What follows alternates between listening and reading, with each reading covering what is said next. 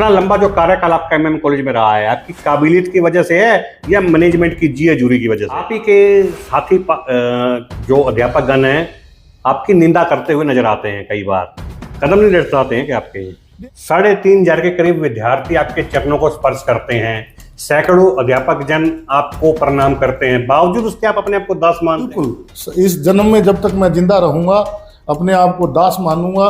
कोई किसी को चरण स्पर्श करता है या वो झुकता है तो वो आपकी काबिलियत है।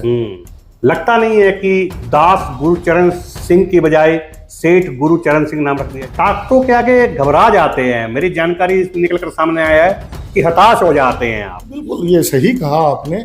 ये मेरी वीकनेस है, मैं उतना अपने आप को प्रोफेशनल नहीं कर पाया, क्योंकि जब कुछ ऐसी घटनाएं घटती हैं जिसमें मेरा कोई दूर दूर से वास्ता भी नहीं होता, और वो घटनाएं जब मैं घटती देखता हूं तो मुझे लगता है कि कहीं ना कहीं मैं अपने जो ड्यूटी के प्रति कहीं ना कहीं सफल नहीं। पिछले 7 वर्षों के कार्यकाल में क्या उपलब्धियां ऐसी रही जिससे कि मनोर मेमोरियल परिवार को आप पर गर्व महसूस? आज के समय में विद्यार्थियों को शिक्षा देना चुनौतीपूर्ण है। मान लीजिए कि शिक्षण संस्थान भी तो जिम्मेवार है, क्योंकि आज के दिन शिक्षण संस्थान जो है वो क्वालिटी की बजाय क्वांटिटी पे विश्वास कर रहा है। 80% मार्क्स वाला बच्चा 50 में से 6 नंबर लेकर आ रहा है। देखिए तरुण जी, ये उस समय बच्चे की क्या परिस्थिति है, कौन उससे क्वेश्चन पूछ रहा है। कई बार उसी क्वेश्चन को जब हम वाइवा चल रहा होता है बच्चे से पूछते हैं तो वो जवाब नहीं दे पाता। परंतु ये आप बिल्कुल सच कह रहे हो कि कहीं ना कहीं शिक्षा के स्तर में गिरावट आई है। मैं इस चीज को सिरे से आपकी बात से सहमत हूँ। गुरुचरण जी,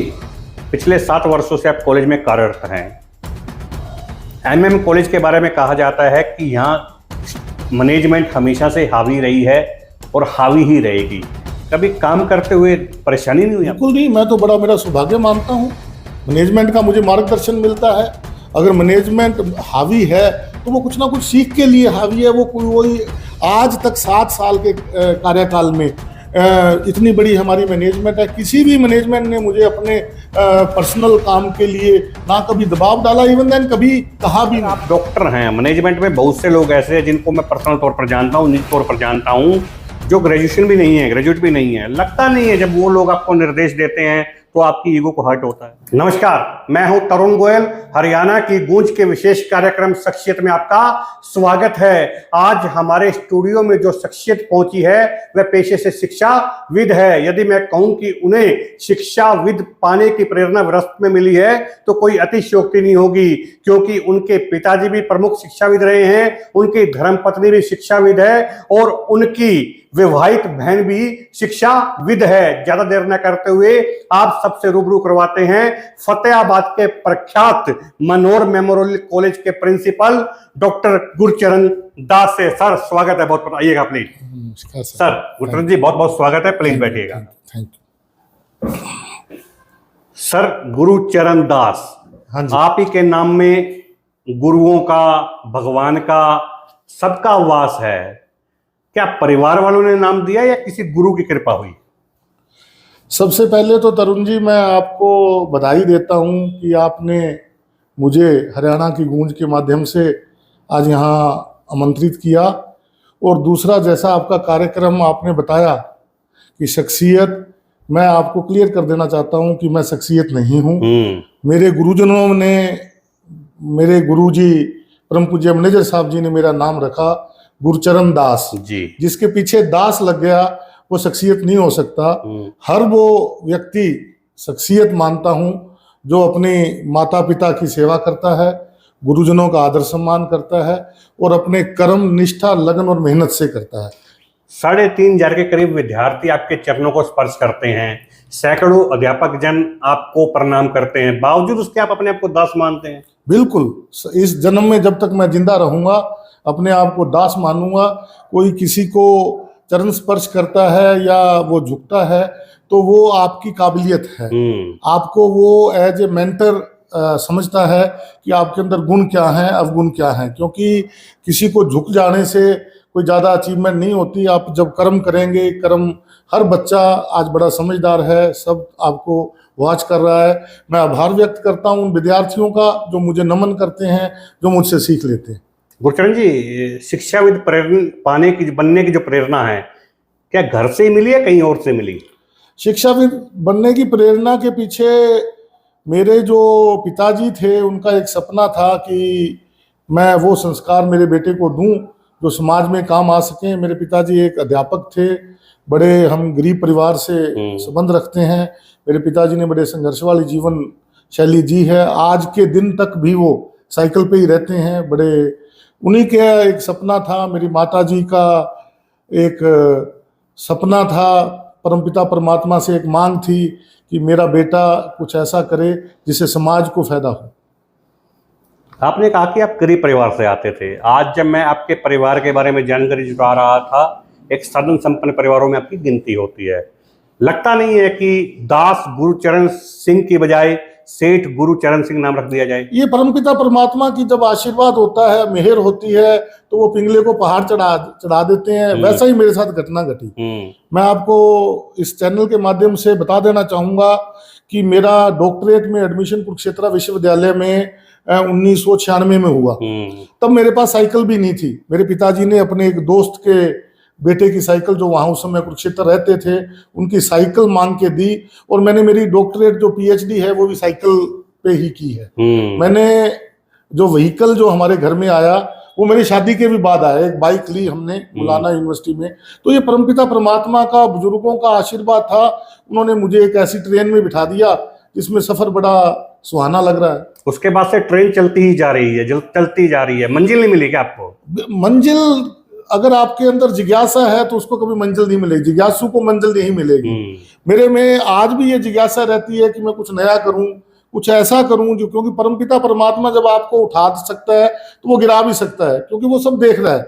अगर आपको उसने कुछ दिया है तो वो लेने की भी ताकत रखता है। तो मैं यही सुबह शाम परमपिता परमात्मा से, अपने माता पिता से और मैनेजमेंट के सदस्यों से विनम्र निवेदन करता हूं कि हे परमात्मा, मुझसे कुछ ऐसा ना हो जाए कि जिससे मैं अपने माँ बाप के आगे या हमारी मैनेजमेंट के आगे या परमपिता परमात्मा के आगे शर्मिंदा हूं। मैं इससे बहुत ज्यादा डरता हूं। मानते हैं परमात्मा है? हाँ बिल्कुल, परमात्मा यानी कि आपके घर में जो माता पिता है वो भी एक परमात्मा है। अगर आपके अंदर श्रद्धा है, डेडिकेशन है, तो हर चीज में परमात्मा है। परमात्मा कोई एक ऐसी चीज नहीं है कि वो आपको कोई घोल के कोई घुट्टी दे देगा और जिसका आपको असर हो जाएगा। आप अगर किसी संस्था में है, मैं मेरे मनोहर मेमोरियल कॉलेज को एक मंदिर मानता हूं। मैं सोचता हूं कि उसके हर शय में, हर जगह, कण कण में परमात्मा विद्यमान है। चाहे मैं टॉयलेट्स की बात करूं, चाहे वो क्लासरूम की बात करूं, चाहे वो मैं मेरे ऑफिस की बात करूं, कि मैं सोचता हूं कि परमपिता परमात्मा हाजिर नाजिर है। वो आपको वॉच कर रहा है, क्योंकि उसके आगे जो ऊपर रजिस्टर लगा हुआ है उससे कोई नहीं बच सकता। जो आपकी सकारात्मक सोच है उसके पीछे का क्या कारण है? आप सच में सकारात्मक सोच के हैं, या फिर आपको लगता है कि आपका जो आज का साक्षात्कार है वो आपके कॉलेज की मैनेजमेंट देखने वाली है? नहीं, ये तो आप भली भांति जानते हैं। मैं मैनेजमेंट के माध्यम से भी आपको बताना चाहता हूं कि सकारात्मक आपकी सोच पे डिपेंड करता है। हो सकता है कुछ लोग मुझे महाविद्यालय में भी ऐसे सोचते होंगे, बहुत नेगेटिव अप्रोच का आदमी है, क्योंकि जब आप घर में जन्म लेते हो तो आपकी माँ आपको एक राजकुमार के नाम से बुलाती है। वो माँ को भी पता है कि मेरा बेटा राजकुमार नहीं है, और बेटे को भी पता है कि मैं राजकुमार नहीं हूँ, परंतु माँ जब उसको राजकुमार कहती है तो अच्छा लगता है, और जब बेटे सुनता है कि मुझे राजकुमार कहा जा रहा है, अच्छा लगता है। राजकुमार बनना ना बनना तो उसके कर्मों पे डिपेंड करता है। आपको लगता है कि मेरी सोच सकारात्मक है, हो सकता है कुछ ऐसे स्टाफ सदस्य हों, विद्यार्थी हों, उनको ना लगता हो। ये उनकी सोच पे डिपेंड करता है। आपकी सोच अगर पॉजिटिव है तो आपको सब सकारात्मक लगेंगे, अगर आपकी सोच नेगेटिव है तो आपको सब नकारात्मक लगेंगे। ये आपकी दिमाग पे डिपेंड करता है कि वो किस तरह के केमिकल दिमाग में जनरेट कर रहा है। आप अपना कर्म करते चले जा रहे हैं, सामने वाला जो सोचे आपको परवाह नहीं? नहीं, बिल्कुल करनी भी नहीं चाहिए। देखो, सामने वाला क्या सोचता है, क्या नहीं सोचता है, ये उसका कर्म है। अगर वो कुछ आपके अंदर कुछ नेगेटिव चीजें देखता है और वो आपको किसी के माध्यम से आपके पास आती है, तो आप उनमें सुधार करो। ये तो परमपिता परमात्मा उनको फरिश्ते बना के भेजता है जो आपकी नेगेटिविटी देख रहे हैं और उसमें सुधार करवा रहे हैं। सामने वाले की सुनते हैं या नहीं सुनते हो? बिल्कुल सुननी चाहिए, सबकी सुननी चाहिए, क्योंकि अगर एक प्राचार्य किसी की नहीं सुनेगा तो फिर तो ये बड़ा अन्याय हो जाएगा। सुन के विवेक से उसका मार्गदर्शन करो, उसका समस्या का हल होता है तो उसका निदान करो। अगर आपके बस में नहीं है तो मैनेजमेंट से डिस्कस करो, अगर उच्च अधिकारियों के बस में है। जहां तक समस्या का है, सुनने जरूर चाहिए। ऐसा तो नहीं है मीठा मीठा आने दें, कड़वा कड़वा थूक? नहीं, बिल्कुल नहीं, बिल्कुल नहीं। मैं बिल्कुल कड़वा बहुत ज्यादा सुनता हूँ, कड़वा तो मैं उसको बिठा के सुनता हूँ। कई बार विद्यार्थी कुछ कड़वे बोल जाते हैं, क्योंकि वो युवा हैं, उत्तेजित हो जाते हैं, मैं उनकी बड़ा ही सुनता हूँ। मैं उनको कहता हूँ, प्यारे विद्यार्थियों, आप बिल्कुल सही हैं। आपकी जब युवा अवस्था में मैं था तो मैं भी ये समझता था, परंतु हर नीली टिक्की डिटर्जेंट नहीं होती, ऐसा मेरा मानना है। मैनेजमेंट कड़वा नहीं बोलती है क्या? मैनेजमेंट बिल्कुल कड़वा बोलती है, मेरा सौभाग्य है। मैं वो सौभाग्यशाली व्यक्ति होगा। आप घर में अगर कोई आपको कड़वा बोलने वाला है तो आप बड़े सौभाग्यशाली समझते हो, मैं ये मानता हूँ। परम पिता परमात्मा से अगर माता पिता आपको कड़वा बोलते हैं तो आपको उनको प्रसाद के रूप में लेना चाहिए। मैनेजमेंट का मेरे साथ कोई बैर भाव थोड़ी है। अगर वो कड़वा बोलती है, हो सकता है मैं उनकी अपेक्षाओं के अनुरूप ना कर रहा हूँ, क्योंकि उन्होंने संस्था को बनाया है, उन्होंने संस्था को सींचा है, उन्होंने जो संघर्ष किया है, शायद उस टाइम में तो मेरा जन्म भी नहीं हुआ जब 1970 में ये संस्था बनी।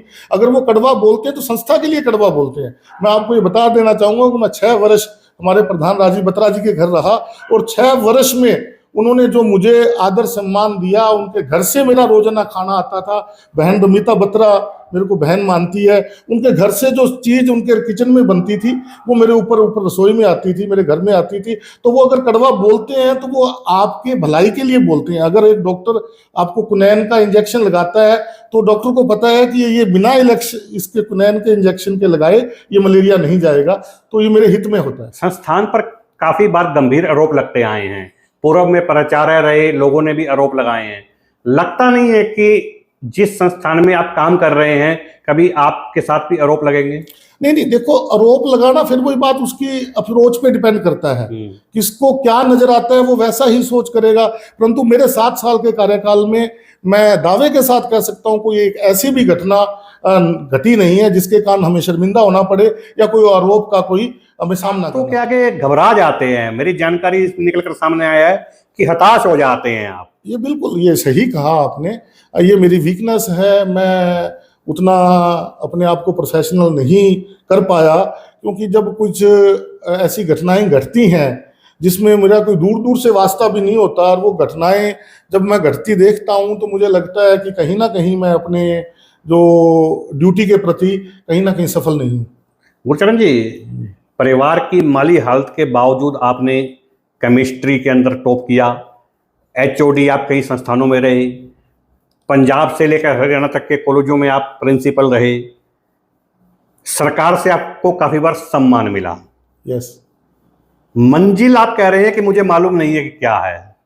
कोई तो लक्ष्य आपने रखा होगा ना, क्या प्राप्त करना चाह रहे हैं आप? मैं यही बस जो आपको लक्ष्य मैंने बता भी दिया कि हे परमपिता परमात्मा, मैं अपने माता पिता की सेवा करता रहूं, और जो भी ड्यूटी मेरे परमपिता परमात्मा चाहे वो प्राचार्य की दे, जो भी भूमिका में वो मुझे देखना चाहता है उस भूमिका में मैं अपना 100% दूं। यही हौसला नहीं है। मैं आपको बता दूं कि मैंने कुरुक्षेत्र विश्वविद्यालय से 25 वर्ष पूर्व केमिस्ट्री डिपार्टमेंट से PhD की, और मैं सिरसा और फतेहाबाद का एकमात्र पहला स्टूडेंट था जिसने डॉक्टरेट की डिग्री की, और एक रिकॉर्ड समय में 2 साल और 4 वर्ष में मुझे डिग्री अवार्ड हुई। मैं आपको बता देना चाहता हूं कि मेरे दोस्त जो भी हैं वो सुन रहे होंगे कि मैंने कभी सुबह का नाश्ता हॉस्टल में नहीं किया। मैं अपनी लेबोरेटरी के अंदर 5 बजे सुबह आ जाता था, 5 बजे मैं अपने रिएक्शन लगा देता था, और 11 बजे तक जब दूसरे विद्यार्थी काम शुरू कर चुके होते थे उससे पहले मैं अपने दिन का काम खत्म कर चुका होता था। ये थी सीख थी, चुनौतियां भी थी, क्योंकि घर के हालात थे नहीं, कुछ करके दिखाना था, और सबको ये लगता था कि ये बच्चा कुछ करे, तो उससे थोड़ा सा आपकी जो रिस्पॉन्सिबिलिटी है वो ज्यादा बढ़ जाती है। दिन भर में कॉलेज में कितना समय देते हैं आप? कॉलेज में मैं कभी कोई घड़ी देख के तो कभी मैंने आज तक ना ही मैंने कोई, मेरे जितना भी मेरा करियर है 25 वर्ष का मेरा तजुर्बा है, मैंने घड़ी देख के कभी काम नहीं किया। जब जग जाता हूँ तभी कॉलेज चला जाता हूँ। जितने बजे जग गया, 5 बजे जग गया, 5 बजे कॉलेज चला गया, 6 बजे जगा, 6 बजे कॉलेज चला गया। मेरे सेवादार सुबह की चाय मैं वहीं पीता हूँ। कई बार अगर घर आने का ना समय मिले तो वहीं स्नान कर लेता हूँ और वहीं काम में लग जाता हूँ। अगर मैं सुबह बिना जगे सुबह 7 बजे अगर कॉलेज में चला गया तो मुझे कोई परहेज नहीं है कि मैं स्वीपर के साथ अगर झाड़ू लगा दूं। अगर वो लगा रहे हैं तो मैं इस चीज़ पे परहेज नहीं करता। मैंने कभी समय देखकर कॉलेज को नहीं दिया। सेवा भाव है या एक्स्ट्रा आवर अर्निंग का लालच है? नहीं, ये तो आप लोग ज्यादा बताएंगे, समाज ज्यादा बताएंगे। अर्निंग तो भगवान ने तनख्वाह इतनी दे दी है कि मैं तो कभी सपने में भी नहीं सोच सकता था कि मुझे मानदेय मेरे कर्म हमारा का। सवाल भी है ना, इतना बड़ा मानदेय लेने के बावजूद भी क्या आवश्यकता आन पड़ी कि आप कॉलेज में समय बिताते हैं? नहीं, मैं ये शुरू से ही मेरा रूटीन रहा है कि मैं उसको मंदिर मानता हूँ। मैं, आपने देखा होगा किसी मंदिर गुरुद्वारे में मैं नहीं जाता, मैं वही जाता हूँ, वही मुझे सेटिस्फेक्शन होती है। कुछ मुझे समय के लिए मंदिरों को तो पुजारी भी छोड़ देते हैं ना। नहीं, वो उनकी कोई पीछे कोई रही होगी, नकारात्मक सोच रही होगी, परंतु मुझे जो सुकून मनोर मेमोरियल कॉलेज में जाके मिलता है वो मंदिर और गुरुद्वारे में जाके नहीं मिलता। इसलिए ये आप मेरा लालच कह लो या मेरी सेल्फिशनेस कह लो कि मुझे वहां जाके, अगर मैं कहीं बाहर भी हूँ, अगर मैं आता हूँ सुबह शाम, तो मैं शाम को एक बार महाविद्यालय का चक्कर जरूर लगा के आता हूँ। ऐसी मेरी सोच है। पिछले 7 वर्षों के कार्यकाल में क्या उपलब्धियां ऐसी रही जिससे कि मनोर मेमोरियल परिवार को आप पर गर्व महसूस हुआ? उपलब्धियां तो नहीं मैं कहूंगा, परंतु हमने कर्म किए। मेरी मैनेजमेंट के सदस्यों ने, मेरे स्टाफ सदस्यों ने, मेरे नॉन टीचिंग स्टाफ सदस्यों ने मेरे को हौसला दिया। हम आगे बढ़े, हम पोस्ट ग्रेजुएट कोर्स नए लेके आए, हमने बीए के अंदर सीटें बढ़वाई, हमने नए नए इवेंट ऑर्गेनाइज कराए, चाहे वो कन्वोकेशन की बात हो, चाहे वो नेशनल इंटीग्रेशन कैंप की बात हो, चाहे परी रिपब्लिक डे कैंप की बात हो। भारत सरकार से हमने स्पॉन्सर करवाए। नैक एक्रीडिटेशन हमारी शिक्षण संस्थान में 21 वर्ष से पेंडिंग थी। परमपिता परमात्मा ने, मेरी मैनेजमेंट ने, चौधरी देवीलाल विश्वविद्यालय ने, डायरेक्टोरेट हायर एजुकेशन पंचकुला ने हमारा साथ दिया और आज हमें B++ ग्रेड मिला और हम हरियाणा के नंबर 1 कॉलेज, मैं मनोर मेमोरियल कॉलेज को मानता हूं, चाहे वो राजकीय कॉलेज हो, चाहे एडेड कॉलेज हो, जिसके अंदर की 13 विषयों में पोस्ट ग्रेजुएशन किसी भी महाविद्यालय में नहीं है, वो सिर्फ मनोर मेमोरियल कॉलेज फतेहाबाद में है। ये आप इसको उपलब्धि मान सकते हैं या परमपिता परमात्मा का आशीर्वाद मान सकते हैं या मैनेजमेंट का सहयोग मान सकते हैं, क्योंकि हर जगह सहयोग की बड़ी आवश्यकता पड़ती है, चाहे वो अप्रूवल के लेके हो, क्योंकि आर्थिक रूप से भी सहयोग की जरूरत पड़ती है और राजनीतिक रूप से भी सहयोग की जरूरत पड़ती है। मनोर मेमोरियल परिवार ने शिक्षा का व्यापारीकरण कर दिया, मानते हैं? नहीं, बिल्कुल गलत है। व्यापारीकरण बिल्कुल नहीं किया। मनोर मेमोरियल के जो परिवार है वो तो विद्यार्थियों को फ्री ऑफ कॉस्ट एजुकेशन यहाँ प्रोवाइड कर रहा है, क्योंकि हम हर वो उस विद्यार्थी को 7 साल के कार्यकाल में मेरी मैनेजमेंट ने या किसी स्टाफ सदस्य ने किसी विद्यार्थी को इसलिए शिक्षा से वंचित नहीं किया या पेपर देने से उसको परीक्षा से नहीं रोका। इसका फीस ड्यूज है, इसका फीस भी ड्यू है। कुछ विद्यार्थी ऐसे हैं जो फीस नहीं पे कर सकते। लाखों रुपए की स्कॉलरशिप मैनेजमेंट द्वारा और फतेहाबाद के समाज सेवियों द्वारा विद्यार्थियों को प्रदान की जा चुकी है। ये बिल्कुल सरासर गलत आरोप है कि शिक्षा का व्यवसायीकरण मैनेजमेंट ने किया। कितने % ऐसे स्टूडेंट आपके कार्यकाल में रहे जिनकी कला को देखते हुए जरूरतमंद विद्यार्थियों को आपके कॉलेज में निःशुल्क पढ़ाया गया? हमारे कॉलेज में हर वर्ष तरुण जी कम से कम 200 और 300 स्टूडेंट ऐसे हैं जिनको हम स्कॉलरशिप अपने मैनेजमेंट अपने आप से देती है। वैसे तो हरियाणा सरकार ने, भारत सरकार ने शेड्यूल कास्ट बच्चों के लिए बिल्कुल फ्री एजुकेशन की हुई है।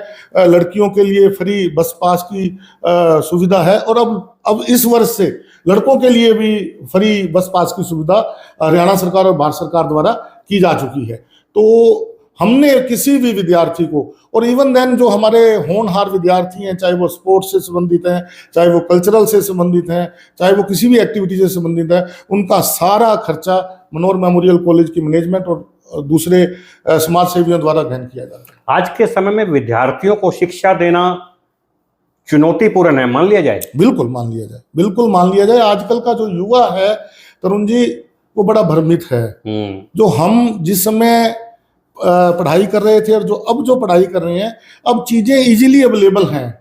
आप इस पे घर में देखो, आप हर घर में एयर कंडीशन लगे हुए हैं, हर घर में पेरेंट्स ने विद्यार्थी को वो सुविधा दी हुई है जिस सुविधा की हम कल्पना भी नहीं कर सकते थे। परंतु वो सुविधा लेने के बाद विद्यार्थी कंफर्ट जोन में चला गया।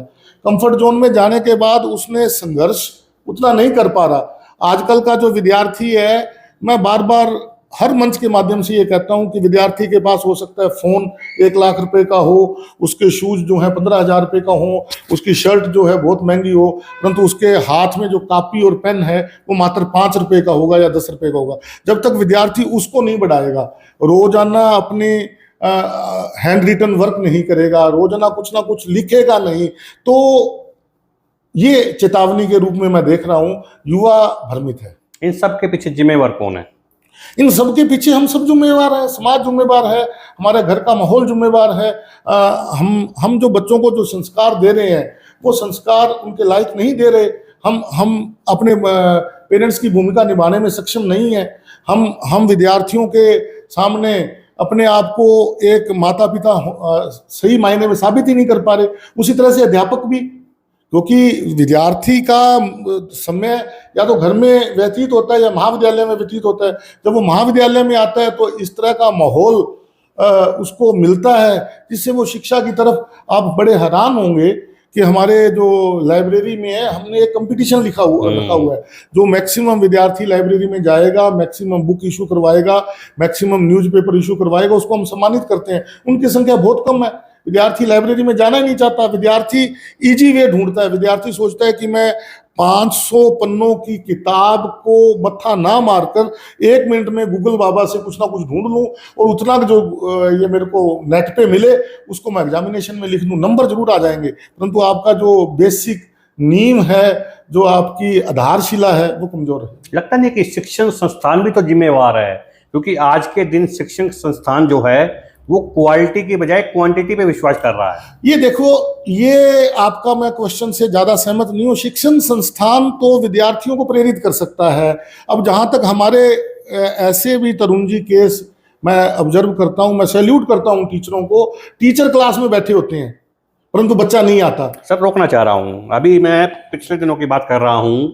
एक स्टूडेंट जिसने अभी 6th पास आउट किया, जिसके 6th के अंदर 80% मार्क्स, जब वो 7th में स्कूल में, जब उसने स्कूल चेंज किया, एडमिशन लेने के लिए पहुंचे, जब उसका टेस्ट लिया गया तो उसके 50 में से ओनली 6 मार्क्स आए। उससे जो क्वेश्चन पूछा गया, उससे पूछा गया टेस्ट के अंदर कि जो 30 है वो 1 मिनट का कौन सा भाग है? ऑप्शन था 1/1, 1/2, 1/3, 1/4। उसने ऑप्शन चुना 1/4, जबकि एक कॉमन क्वेश्चन है कि 1/2 इसका आंसर आएगा। लगता नहीं है कि क्वांटिटी पर ध्यान दिया जा रहा है, क्वालिटी बच्चे की डाउन होती जा रही है। नहीं, क्वालिटी डाउन होने के पीछे ये एक क्वेश्चन जिम्मेवार नहीं कह सकते। हो सकता है बच्चा कई बार घबरा भी जाता है। हो सकता है अगर आप मेरे से भी कुछ ऐसा सर 80% मार्क्स वाला बच्चा 50 में से 6 नंबर लेकर आ रहा है। देखिए तरुण जी, ये उस समय बच्चे की क्या परिस्थिति है, कौन उससे क्वेश्चन पूछ रहा है। कई बार उसी क्वेश्चन को जब हम वाइवा चल रहा होता है बच्चे से पूछते हैं तो वो जवाब नहीं दे पाता। परंतु ये आप बिल्कुल सच कह रहे हो कि कहीं ना कहीं शिक्षा के स्तर में गिरावट आई है। मैं इस चीज को सिरे से आपकी बात से सहमत हूं, परंतु उसकी गिरावट के लिए आप कहो कि शिक्षण संस्थाएं जिम्मेवार है, ऐसा नहीं। गुरचरण जी, पिछले 7 वर्षों से आप कॉलेज में कार्यरत हैं।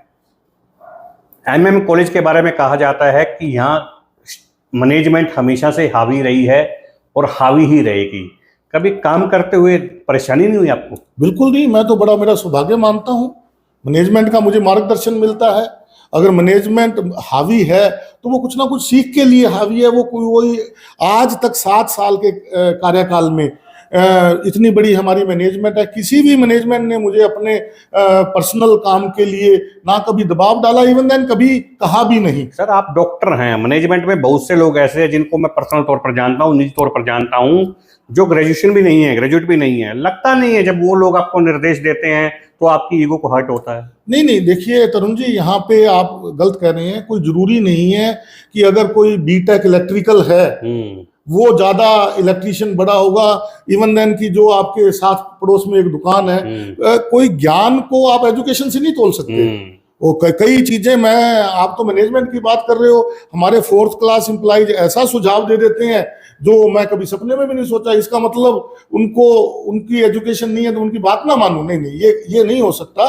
वो अगर कहते हैं तो मुझे सम्मान करना चाहिए, उनकी बात को समझना चाहिए और उनकी भावना के अनुरूप काम करना चाहिए, क्योंकि उनका जो तजुर्बा है, उनकी उम्र का भी तजुर्बा है, उनका यहाँ सोसाइटी का भी तजुर्बा है, उसका मुझे फायदा उठाना चाहिए। इतना लंबा जो कार्यकाल आपका MM कॉलेज में रहा है, आपकी काबिलियत की वजह से है या मैनेजमेंट की जी हजूरी की वजह से है? देखिए, इसको जी हजूरी आप कह रहे हो, ये तो शब्द उचित नहीं है। हाँ, मैं ब्लेसिंग जरूर लेता हूँ। मैं अपने पीएन से भी ब्लेसिंग लेता हूँ, क्योंकि पीएन का भी उतना ही हक है जितना एक मैनेजमेंट का है। मेरे माता पिता का भी उतना ही हक है। इस काबिलियत के पीछे इंडिविजुअल कुछ नहीं कर सकता। इंडिविजुअल ना कोई प्रिंसिपल कभी कुछ कर सका है, ना कोई मैनेजमेंट कुछ कर सकती है। एक टीम वर्क होता है, जैसे घर में एक टीम वर्क है, पिता ने पिता की भूमिका निभानी है, भाई ने भाई की निभानी है, बहन ने बहन की भूमिका निभानी है। सभी भूमिकाएं जब पॉजिटिव डायरेक्शन में निभा रहे हैं तो उसके अंदर तो कभी कोई ये क्वेश्चन ही नहीं उठता कि ये कोई चमचागिरी है या कोई जी हजूरी है। ये मन में कभी मेरे तो विचार ही नहीं आता। इवन देन कई बार मैनेजमेंट ही मुझे इसके लिए बोलती भी है कि प्रिंसिपल साहब आप और बेहतर करो। वो मेरा साथ भी देती है दुख की घड़ी में। जब मैं इकल्ला होता हूं तो मेरे साथ वो खड़े होते हैं। आप ही के साथी जो अध्यापक गण हैं आपकी निंदा करते हुए नजर आते हैं, कई बार कदम नहीं लड़खड़ाते हैं कि आपके?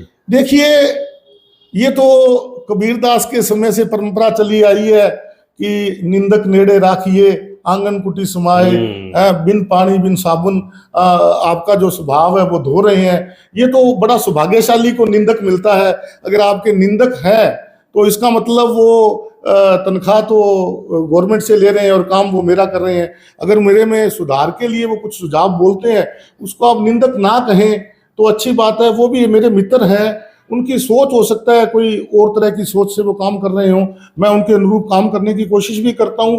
कई बार अगर कोई ज्यादा इस चीज में इन्वॉल्व हो जाता है तो मैं अपने आप में सुधार करने की कोशिश करता हूं। डेरा जगवा मालवाली में पहुंचकर प्रवचन भी देते हैं क्या आप? नहीं, बिल्कुल नहीं। मैं कौन होता हूँ? मैं तो दास हूँ, वहाँ शीश झुकाता हूँ। जब कुछ भी हूँ, मैं परम पूजनीय शाह मस्ताना जी की देन है कि उसने पिंगले को पहाड़ चढ़ा दिया।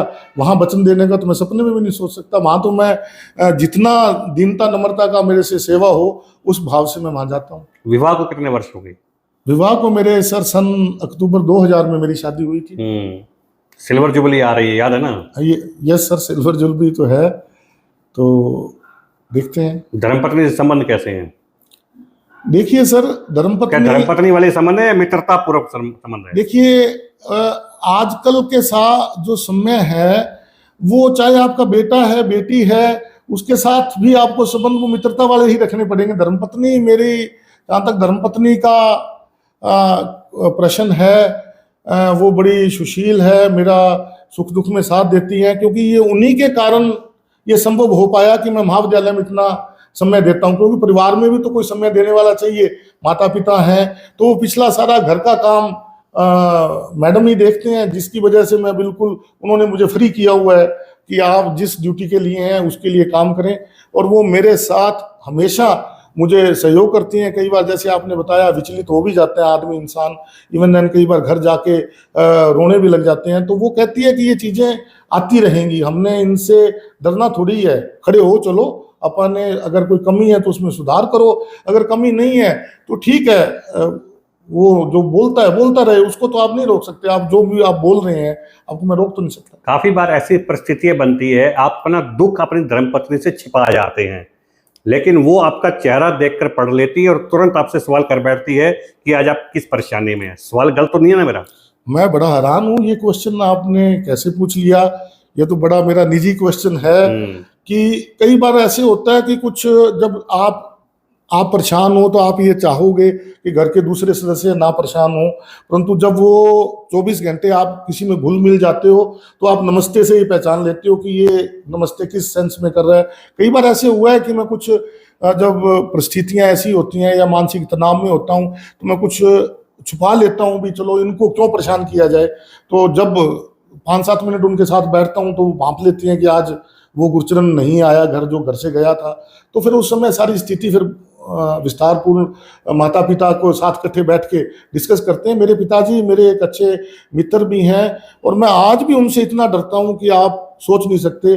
मेरे घर में सर्वेंट है, भगवान ने सब कुछ दिया हुआ है, परंतु जब तक उनको मेरी माता और पिता को मैं खाना खुद डाल के ना खिलवा दूं या सुबह या शाम उनके पास ना बैठ जाऊं या आने से पहले उनको ना बता के आऊं और जाने के तुरंत बाद मेरी ये नैतिक ड्यूटी बनती है कि उनको बताऊं कि पिताजी मैं आ गया। ये उन्हीं का आशीर्वाद है, वो इतना मेरे प्रति पेन लेते हैं, मेरी समस्या को सुनते हैं, मुझ पर विश्वास करते हैं और मुझे डांटते भी हैं। कई बार मेरे पिताजी इतना डांट देते हैं, वो परवाह ही नहीं करते भी कोई है। एक बार की घटना बताता हूँ, हमारे घर में एसी मेरे से चलते रह गए तो पिताजी छत पे थे तो वो छत से बहुत ऊंचा ऊंचा डांटने लग गए, क्योंकि वो ये चाहते हैं कि सब बराबर हैं। सब बराबर है। ये उन्हीं की डांट का नतीजा है, चाहे वो आप मैनेजमेंट की बात कर रहे हो, जो भी आपको डांट रहा है इसका मतलब वो आपके अंदर आपको आपसे ज्यादा बेहतर बनाना चाह रहा है।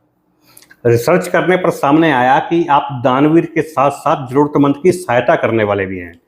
पिछले दिनों आप सिरसा जा रहे थे तो आपको एक परिवार पैदल जाता हुआ सड़क पर दिखाई दिया। आपने अपनी धर्मपत्नी से कहा कि क्यों नहीं इनको लिफ्ट देकर है इनके गंतव्य पर छोड़ दिया जाए। आपकी धर्मपत्नी ने इतराज भी जताया, बावजूद उसके आपने उनको गाड़ी में बिठाकर दरियापुर तक छोड़ा। रिसर्च तो गलत नहीं है ना? बिल्कुल, ये आपने, मैं तो बड़ा हैरान हूं कि आपने तो बड़ा होमवर्क किया हुआ है, मैं तो होमवर्क करके नहीं आया। देखिए, मेरी और मेरी धर्मपत्नी की लाइफस्टाइल में बड़ा अंतर है। मेरी धर्मपत्नी अमीर घर से थी, उसने वो परिस्थितियां नहीं देखी जो मैंने देखी है, झेली है। क्योंकि मैं तो अपने जीवन में हाथ देता था कि बाइक वाले को, गाड़ी वाले को मेरे को बिठा के वो भावदिन तक लेके कॉलेज लेके आते थे। मुझे वो पता था कि उसकी क्या पीड़ा है, हाथ देने वाला कितना मजबूर है और कितना उसने जल्दी अपने स्थान पे पहुंचना है। और मैं अक्सर ये मान के चलता हूं कि ये मैं नहीं हूं, ये मुझे तो एक भगवान ने आर्टिफिशियल अलॉटमेंट की हुई है। जैसे एक बैंक में कैशियर होता है, उसको कैश दे देते हैं, उसका उस पर हक नहीं होता, ये सारा बैंक अथॉरिटी का। ये तो परमपिता परमात्मा की दी हुई मेरे पास सभी सुख साधन है, मैं अपने मानता ही नहीं। अगर उसमें कोई बैठ भी जाए तो हाँ, कई बार आजकल के हालात से थोड़ा सा डर लगता है कि जैसे हालात चल रहे हैं, अभी कोई एलिगेशन ही ना आप पे लग जाए।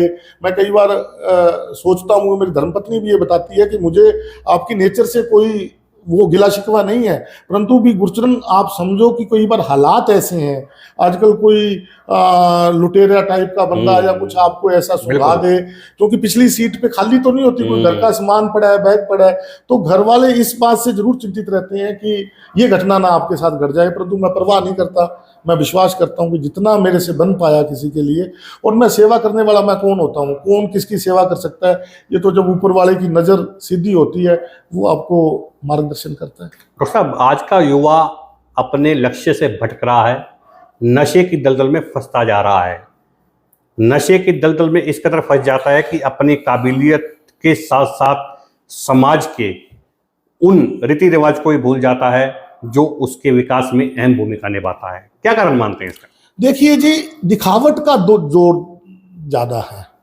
हर आदमी, हर परिवार, हर माता पिता ज्यादा दिखावट में आ गया, वो ही बच्चा करने लग गया।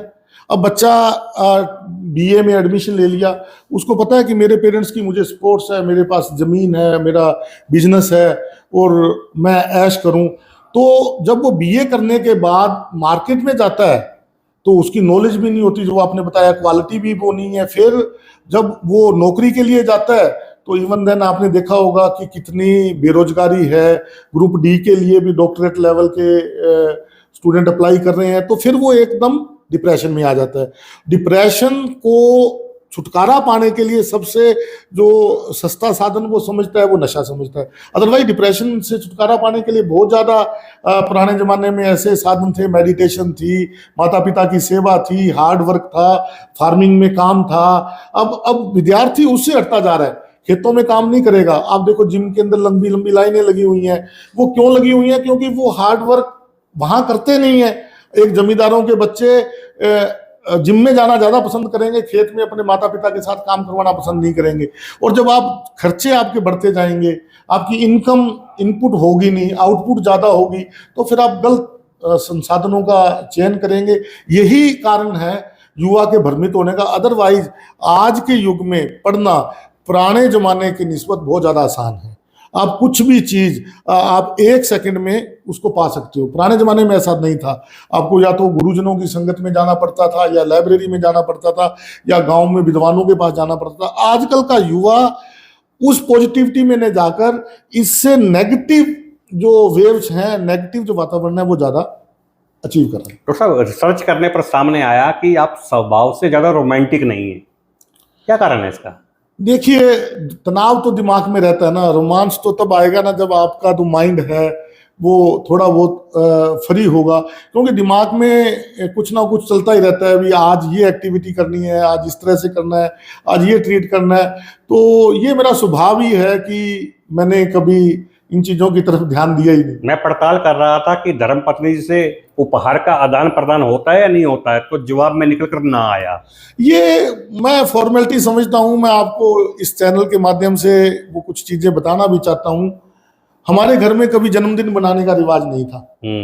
मैं 1994 में एमएससी केमिस्ट्री में मेरा एडमिशन हुआ कुरुक्षेत्र विश्वविद्यालय में। तो हमारे सीनियर हमें ब्रह्म सरोवर पे घुमाने ले गए। तो उस दिन बाई चांस 25 नवंबर ही था। तो उन्होंने कहा कि जब वो इंटरव्यू ले रहे थे, इंट्रोडक्शन कहते हैं हमारे जब जूनियर की, जी। तो कहते भी गुरचरण 25 नवंबर है, आज तो आपका जन्मदिन है। मैंने उनको सच बताया, अभी हमने कभी जन्मदिन हमारा आज तक तो बनाया नहीं है।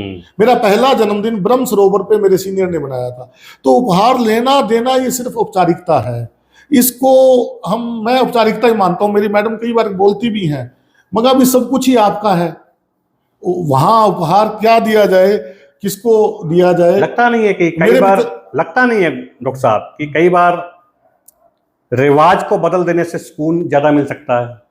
नहीं, ये बात आपकी ठीक है। वो सामने वाला अगर किसी चीज से खुश होता है तो वो बदलाव मैं धीरे धीरे कर भी रहा हूं।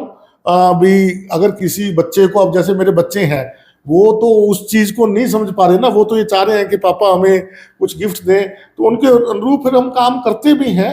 आपकी मैडम भी तो चाहती है ना कि मेरे पति मुझे एक उपहार दे, तो आज कैमरे पर वायदा कर दीजिए कि आने वाली 5 मई को धर्मपत्नी के जन्म दिवस पर आप उपहार देंगे। वायदा कर दीजिएगा। मैं आपके चैनल के माध्यम से मैं वादा करता हूं कि उनको मैं उपहार के रूप में अपने आप को ही समर्पित कर दूंगा। इससे ज्यादा और क्या है कि उपहार ही उपहार है। जब परमपिता परमात्मा का आपके आशीर्वाद है तो हर दिन उपहार है।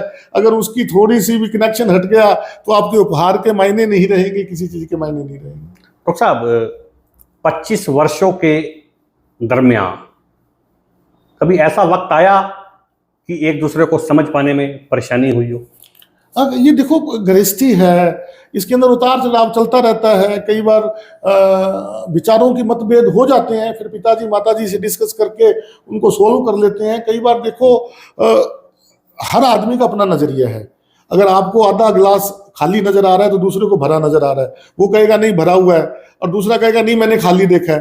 तो मतभेद हो जाते हैं, परंतु ऐसी कभी नौबत नहीं आई कि हमें एक दूसरे की आंखों के सामने झुकना पड़े या नीचा देखना पड़े। नाराजगी होने पर एक दूसरे को मनाता कौन है पहले?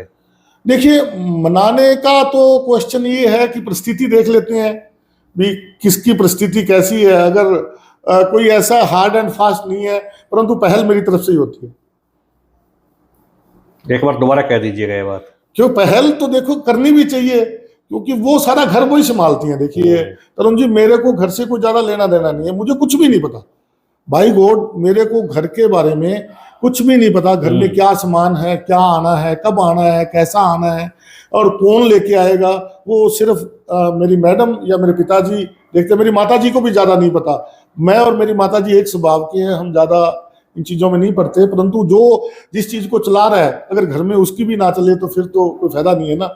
अगर महाविद्यालय में मैं हूँ और उसमें मैडम की इंटरफेरेंस हो, वो मुझे बर्दाश्त नहीं होगी। यही सेम है, घर में मैं कभी अपनी इंटरफेरेंस किसी चीज की नहीं करता। जानकारी जुटाने पर सामने आया कि पिछले वर्ष जब आपकी बिटिया कनाडा चली गई थी तो आप काफी दिन तक परेशान रहे थे, काफी दिन तक हताश रहे थे। जानकारी गलत तो नहीं है? नहीं, बिल्कुल। देखिए, मेरी बेटी के साथ मेरा लगाव बहुत ज्यादा है, मेरे पिताजी का लगाव मेरे से भी ज्यादा है। हमारी रजनी इस मामले में, मेरी वाइफ, वो स्ट्रोंग है। तो क्योंकि वो मेरी जो बिटिया थी बड़ी जोली नेचर की थी, सभी जानते हैं, हमारे राजीव बत्रा जी भी जानते हैं और रमेश सचदेवा जी जानते हैं कि उनके साथ वो ज्यादा रही। तो उसके जाने के बाद एक घर में इकल्लापन सा, क्योंकि वो एक ऐसा बच्चा है जो सदैव खुश रहता है। उसका नाम मेरे पिताजी ने पायोजा रखा, खुशी उसको बोलते हैं। तो आज भी मुझे वो लगता है कि मेरा डिसीजन गलत था, कि मेरे को उसको नहीं भेजना चाहिए था। लगता नहीं है कि कामयाब जब वह होगी सबसे ज्यादा गर्व आपको होगा? नहीं, वो तो स्वाभाविक है, हर पेरेंट्स को होता है। हर पेरेंट्स का एक सपना है कि वो अपने बच्चे को उस मंजिल पे देखे जिसकी उसने कल्पना नहीं की। तो वो लगी हुई है। बेटा भी मेरा टोरंटो में ही है, तो वो उसके साथ है, मुझे इस चीज़ का सुकून है। परंतु साथ के साथ कुछ चिंताएं भी रहती हैं, क्योंकि अब दोनों बच्चे दोनों बाहर हैं। तो कहीं ना कहीं दिमाग के अंदर थोड़ा सा तो अनस्टेबिलिटी आई जाती है। बीते दिवस आपने अपने कॉलेज में एक प्रोग्राम के दौरान सफाई कर्मचारियों को स्वच्छता का प्रहरी नाम देकर है मुख्य मंच पर बैठाया और उनको सम्मान दिया। कहाँ से आइडिया आया आपके मन में ये देखिएगा, फिर वही मैं आपको कहना चाहता हूं कि ये कोई एक सोच की उपज नहीं होती, ये कलेक्टिव हम डिसीजन चलते हैं।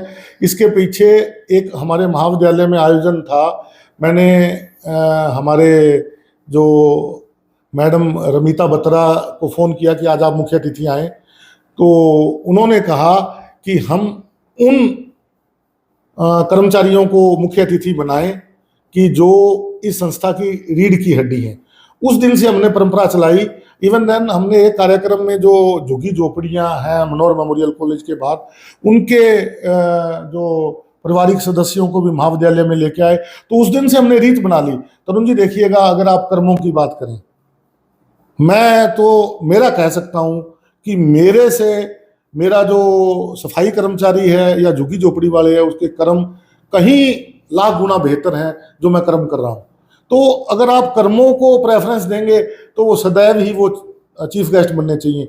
उसी उद्देश्य की पूर्ति के लिए यही हमारे सेक्रेटरी विनोद मेहता जी की सोच है, यही हमारे मैनेजमेंट के मेंबर कैलाश बत्रा जी हैं, यही हमारे अशोक तनेजा जी हैं, वाइस प्रेसिडेंट साहब हैं। सबकी यही सोच है कि आप उन लोगों को सम्मानित करें जिन्होंने महाविद्यालय को चमकाने में, उनका नाम ऊंचा करने में अहम भूमिका निभाई है।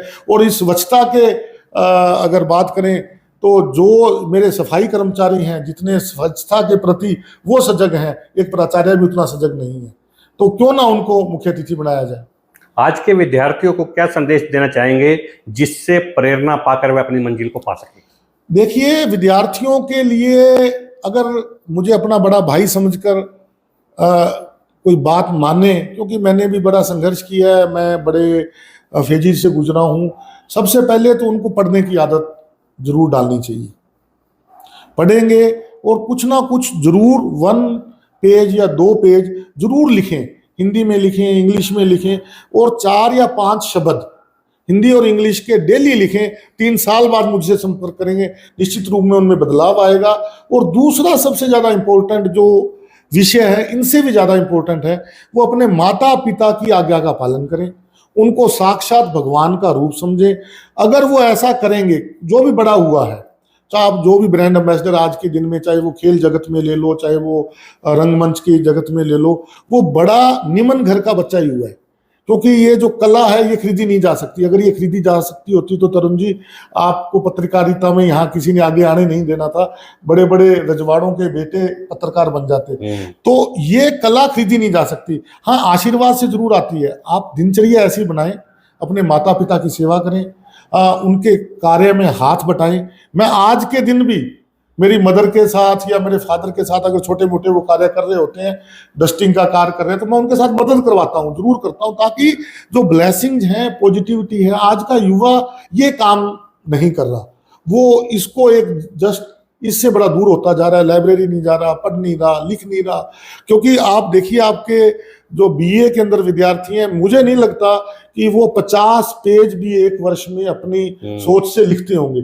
जब वो लिखेंगे नहीं तो सोच कहाँ से डेवलप होगी। इसके लिए सबसे ज्यादा जरूरी है कि वो पढ़ें और 5 शब्द का ही अगर रूटीन बना लें तो उससे उनको कामयाबी जरूर मिलेगी। फतेहाबाद के प्रख्यात कॉलेज MM कॉलेज के प्रिंसिपल डॉक्टर गुरचरण दास सिंह को आप सुन रहे थे, जो आज एक ऊंचे ओहदे पर बैठने के बावजूद भी स्वयं को जमीन से जुड़ा हुआ मानते हैं। डॉक्टर गुरचरण दास के बारे में जानकारी जुटाने पर सामने आया कि समय का कोई भी पहर हो, दिन का कोई भी पहर हो, अपने माता पिता से बातचीत के अलावा अपना कोई दूसरा काम नहीं करते। चाहे सुबह अपने काम के नित्य कर्म की शुरुआत करने से लेकर रात्रि विश्राम करने तक है, हर समय के हर पैर में अपने माता पिता के पास बैठकर उनसे पूरी दिनचर्या की बातचीत करते हैं, उनका हालचाल जानते हैं और उनकी सेवा करते हैं। वहीं गुरचरण सिंह के बारे में जानकारी जुटाने पर सामने आया कि गुप्त रूप से दान करने में ज्यादा विश्वास करते हैं, दिखावे में और शोशेबाजी में बिल्कुल विश्वास नहीं करते हैं।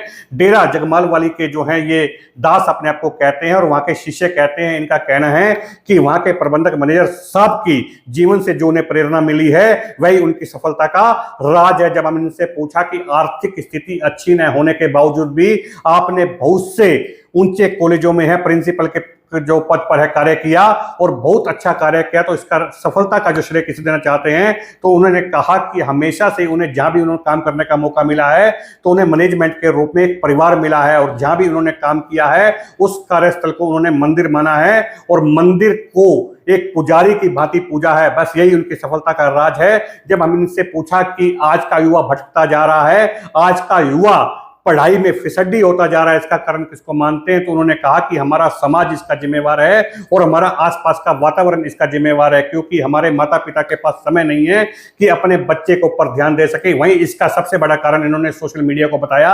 आज हर व्यक्ति के हाथ में मोबाइल आ गया है और हर विद्यार्थी जिसको कुछ भी नहीं आता है वह गूगल की मदद से है सवाल जवाब कर लेता है, जिससे कि उसका बौद्धिक विकास नहीं हो पाता है और वह फिसड्डी रह जाता है। वही हमने डॉक्टर गुरचरण दास से जाना कि आप जरूरतमंद लोगों की सहायता करने के लिए आगे रहते हैं, तो उन्होंने कहा कि उन्हें वह वक्त अच्छे से याद है जब उन्हें जरूरत होती थी तो लोग उन्हें नकार देते थे और उनकी सहायता नहीं करते थे। बस उसी दिन से उनके मन में एक जज्बा था कि जब भी किसी जरूरतमंद को देखेंगे तो उसकी सहायता करे बिना नहीं रुकेंगे। कैमरामैन बात के साथ तरुण गोयल, फतेहाबाद, हरियाणा की गूंज।